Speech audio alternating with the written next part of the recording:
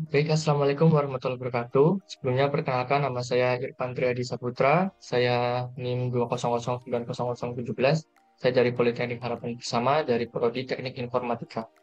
Jadi di sini saya akan mempresentasikan hasil pembuatan game yang sudah saya lakukan sebagai penilaian UAS mata kuliah Game Development yang diampu oleh Pak Ardi.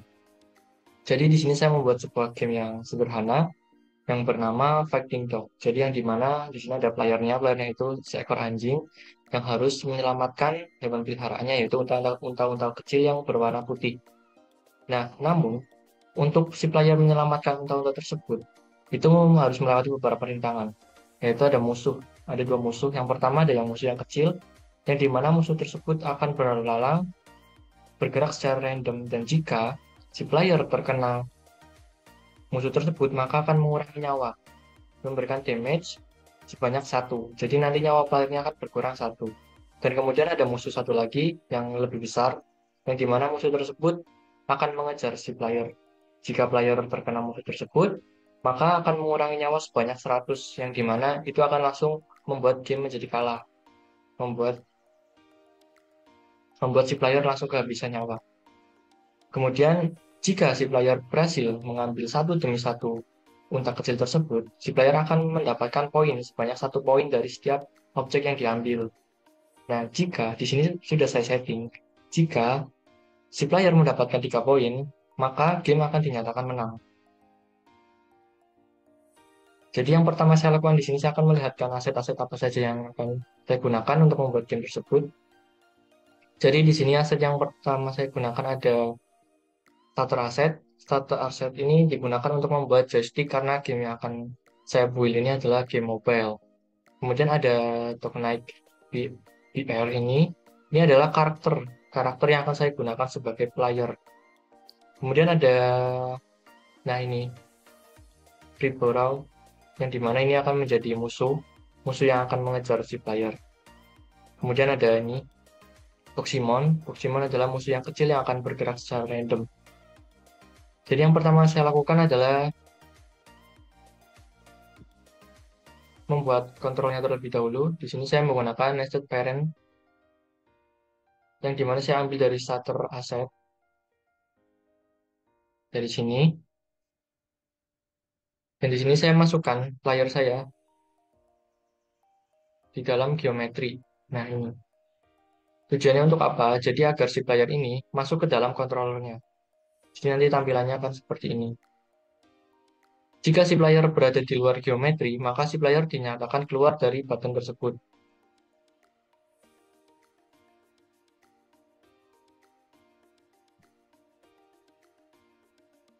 Agar game dapat bergerak, maka yang harus dilakukan adalah pada UI Canvas.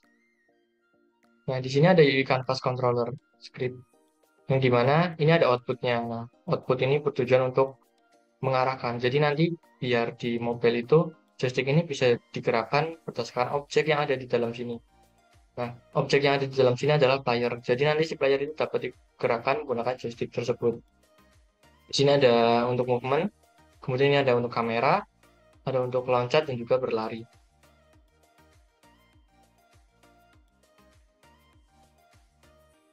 Dan juga ada scriptnya. Di sini ada script person control script. Di sini yang dapat mengatur ketinggian loncat, gravitasi, movement speed, dan sprint speednya.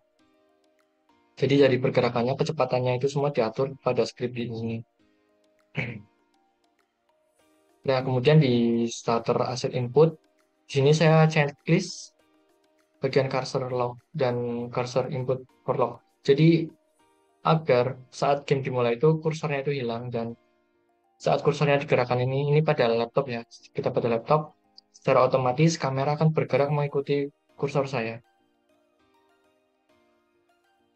Itu tadi ada bagian dari controller. Kemudian saya membuat terrain dulu. Setelah saya mengatur kontrolnya, saya membuat terrain. Kenapa saya mengatur kontrol dulu? Saya menginginkan agar playernya itu bergerak terlebih dahulu. Kemudian saya sudah membuat terrain, yang dimana terrain ini saya buat secara sederhana.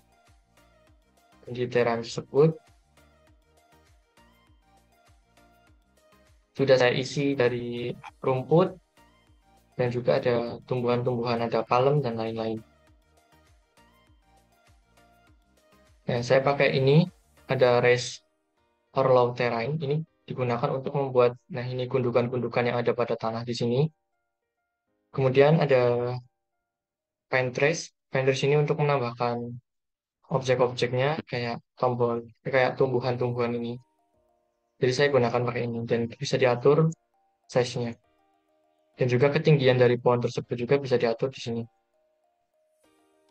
Kemudian ini ada untuk menambahkan rumput. Jadi saya menggunakan satu jil rumput saja dikarenakan agar game tidak terlalu berat saat dimainkan.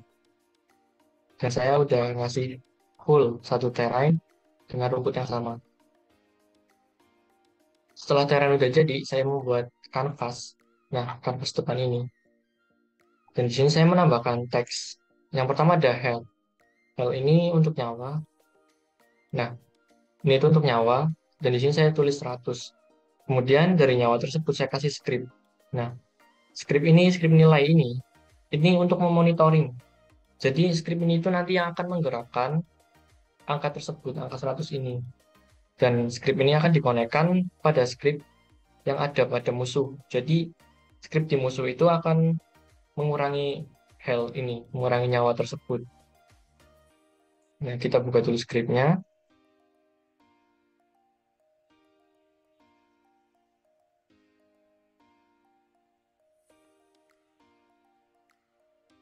Nah, seperti ini.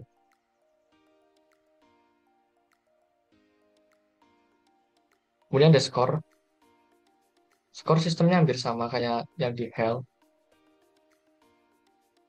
Nah, yang dimana di sini nanti kalau di Hell ini kan mengurangi. Kalau di Hell mengurangi, kalau di sini tuh plus.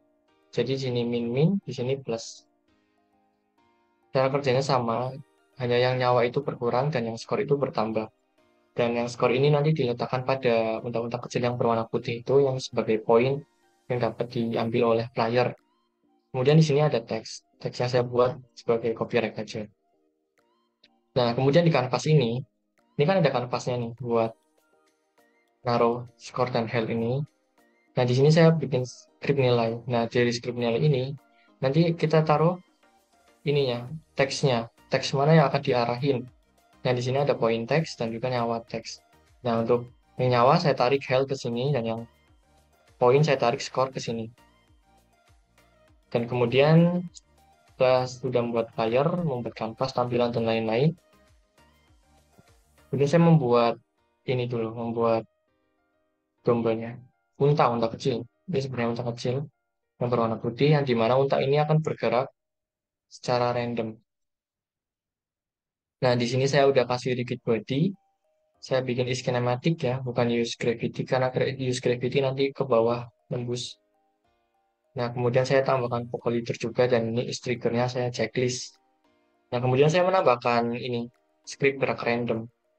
Jadi, setiap beberapa meter, setiap beberapa langkah itu nanti si unta kecil ini bakal berbelok sesuai yang ia inginkan gitu. Dan kemudian saya menambahkan koin coup. Nah, koin coup itu yang mengarahkan ke tadi, yang ke skor, ke poin. Jadi di sini itu skripnya itu untuk menambahkan 1 poin untuk skornya. Nah, ini adalah sistem yang saya gunakan untuk mendapatkan poin-poin pada game ini. Dan kemudian ada musuhnya. Yang pertama ada Boximon Fairy. Nah, Boximon Fairy ini saya namakan bulu-bulu. Nah, ini sebenarnya saya cara kerjanya hampir mirip sama yang unta kecil ini. Yang dimana dia akan bergerak secara random. Dan kecepatan 5 dan rotation speed-nya itu 10. Jadi gerakannya lebih cepat daripada si unta ini. Nah, ini akan sedikit menyulitkan buat player. Dan kemudian di sini ada nyawa. Nah, nyawa script yang dimana nanti di sini nyawa sama dengan min-min. Nah, tujuan untuk apa? Untuk mengurangi 1 nyawa, 1 health yang ada pada kanvas ini. Nah, di sini. Kemudian ada satu musuh lagi, yaitu ada ini. gurau. Gurau ini adalah musuh utama. Nah, di sini sistemnya agak beda, yang dimana ini saya gunakan Git body juga sama vocal leader, yang checklistnya sama, ada skinematic sama is trigger. Nah, di sini boss damage, saya beri nama boss damage karena kenapa? Karena damage yang diberikan itu berbeda. Kalau yang kecil tadi kan mengurangi min-min, jadi nyawa yang akan dikurangi itu satu, sedangkan di boss ini langsung min sama dengan 100. Jadi setiap kali nabrak player, maka 100 nyawa itu langsung hilang. Yang dimana jika nol nyawanya, maka game akan kalah. Jadi gimana caranya agar tidak kena ini, supaya tidak langsung kalah. Dan yang gak menyulitkan adalah si Barrow ini, saya gunakan script untuk mengikuti player. Jadi, dia ini akan mengikuti objek yang memiliki tag. Tagnya itu player. Nah, tag player itu saya kasih di sini, di player. Saya gunakan tag player. Nah, jadi si Barrow ini akan mengikuti terus tag player ini. Nah, kemudian untuk menentukan kemenangan dan kekalahan itu kan memerlukan pop-up. Nah, pop-up yang saya gunakan, saya bukan pakai scene baru, namun saya pakai kanvas.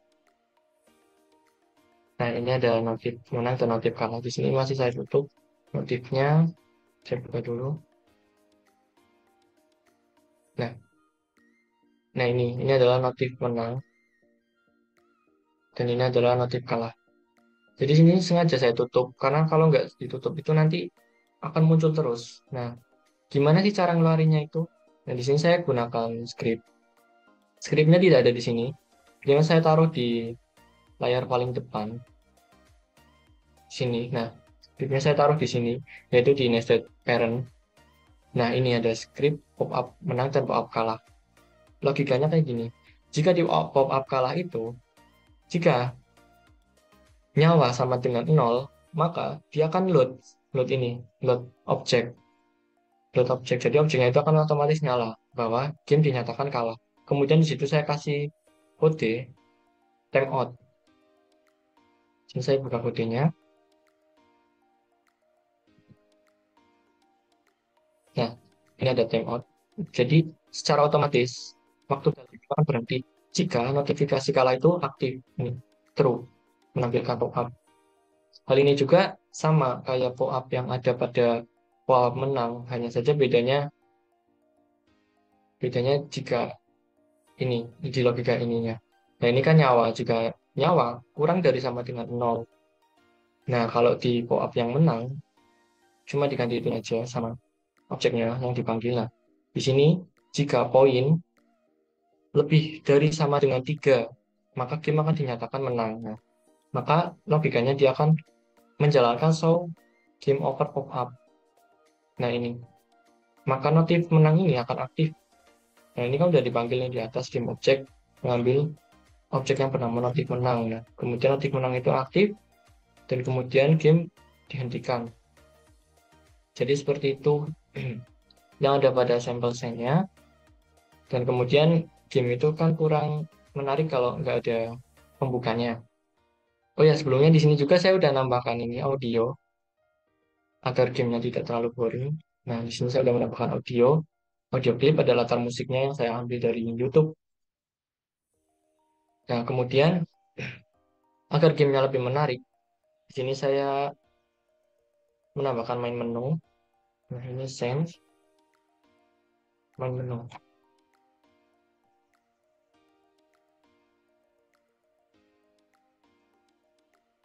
Nah, main menu ini di sini ada logo, ada tombol-tombol.